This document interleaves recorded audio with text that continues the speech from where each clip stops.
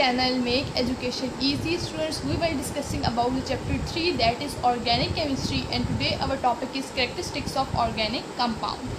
हम आज पढ़ेंगे कि ऑर्गेनिक कंपाउंड की मेनली कैरेक्टरिस्टिक्स क्या हैं, यानी क्या उनमें ऐसी चीज़ें हैं जिनकी बना पे हम उन्हें कहते हैं कि these are organic compound, means क्या उनकी स्पेशलिटीज़ हैं बाकी कंपाउंड्स से, बाकी एलिमेंट्स से, बाकी एटम से डिफरेंस क्या है ऑर्गेनिक कंपाउंड्स में।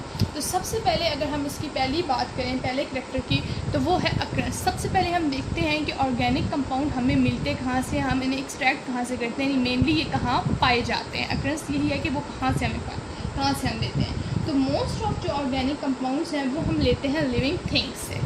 जितनी भी लिविंग थिंग्स हैं, ठीक है, लिविंग थिंग्स में हमारे पास लिविंग ऑर्गेनिजम्स आ जाते हैं, लिविंग प्लांट्स आ जाते हैं, मीन जितनी भी लिविंग थिंग्स हैं, ठीक है, उनमें हमारे पास मेनली जो है वो ऑर्गेनिक कंपाउंड हम वहाँ से एक्सट्रैक्ट कर लेते हैं, ठीक है। लेकिन जब तक फॉर एग्जांपल एक ऑर्गेनिज्म है, एक कोई एनिमल है, तो वो जब तक लिविंग रहेगा तब तक हम उसमें से कोई भी ऑर्गेनिक कंपाउंड एक्सट्रैक्ट कर सकते हैं। बट जब वो लिविंग से दोबारा जब वो अगर उसकी वो डेड है तो फिर तब हम उसमें से ऑर्गेनिक कंपाउंड एक्सट्रैक्ट नहीं कर सकते हैं। नेक्स्ट अगर हम इसका पॉइंट देखें तो इसकी जो नेचर है वो है कोवैलेंट नेचर।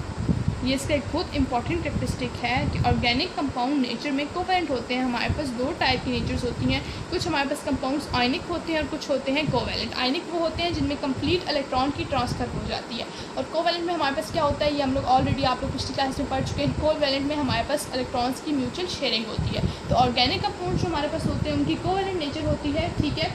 और ये जो है हमारे पास पोलर और नॉन पोलर बॉन्ड्स दोनों बना सकते हैं। पोलर भी बना सकते हैं, पोलर एंड नॉन पोलर, यानी या पोलर बॉन्ड होंगे या नॉन पोलर बॉन्ड होंगे, दोनों बना सकते हैं, वो उनकी कंडीशंस पे डिपेंड करता है, ठीक है।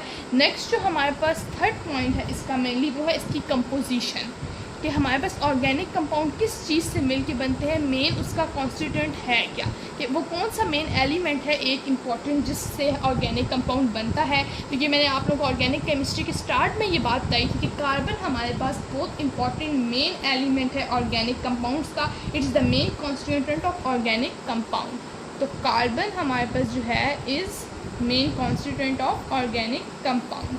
ये एक बहुत इंपॉर्टेंट पार्ट, एक बहुत इंपॉर्टेंट जो है वो एलिमेंट है ऑर्गेनिक कंपाउंड का, ठीक है। और जी मैं यहाँ पे लिख रही हूँ दीज आर ऑर्गेनिक कंपाउंड्स। उसके अलावा और जो हमारे पास एटम्स वगैरह ऑर्गेनिक कंपाउंड में प्रेजेंट हैं, ठीक है, कार्बन तो मेनली प्रेजेंट ही प्रेजेंट है। अब कार्बन के साथ जो प्रेजेंट है हमारे पास, उनमें हमारे पास आ जाता है हाइड्रोजन, ठीक है।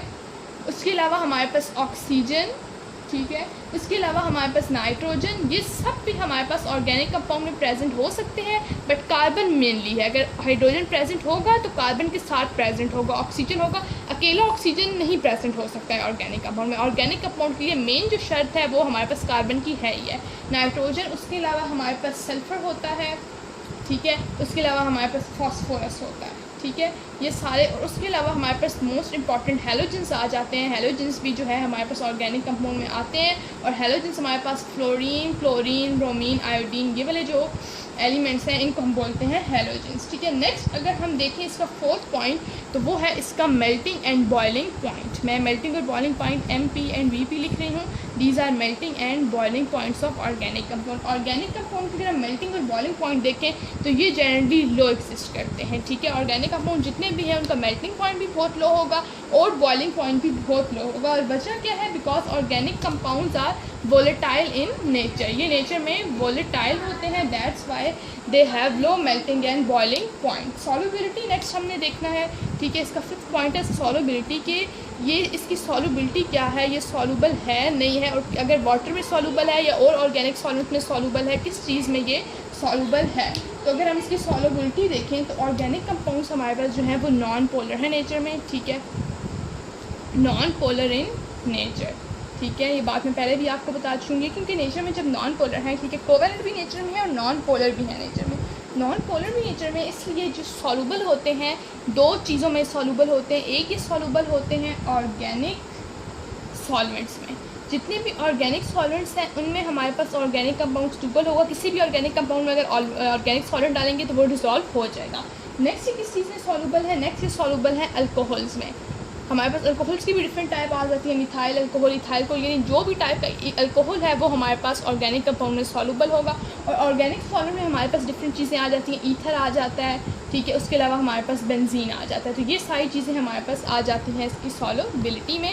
तो ये इसके मेन इंपॉर्टेंट 5 कैरेक्टरिस्टिक्स हैं। इसका एक और 6 कैरेक्टरिस्टिक है दैट इज़ होमोलॉजी, वो नेक्स्ट आपसे डिस्कस करूँगी। और रिएक्शन रेट बिकॉज उसमें थोड़ा सा लेंथी है, थोड़ा सा उसमें समझने वाला है, तो वो इंशाल्लाह नेक्स्ट करेंगे। लेकिन ये जो 5 हैं बिल्कुल इंपॉर्टेंट सिंपल सी कैरेक्टरिस्टिक्स हैं, जिस भी कंपाउंड में ये कैरेक्टरिस्टिक्स आएंगे तो वो आपको पता हो कि दीज आर ऑर्गेनिक कंपाउंड्स। तो आई होप सो आज की वीडियो आपको अच्छी लगी होगी। अगर आपको मेरी वीडियोस अच्छी लगती हैं तो वीडियोस को लाइक करें, चैनल को सब्सक्राइब करें, अपने फ्रेंड्स के साथ शेयर भी करें। नेक्स्ट वीडियो में आपसे मिलूंगी, तब तक के लिए अल्लाह।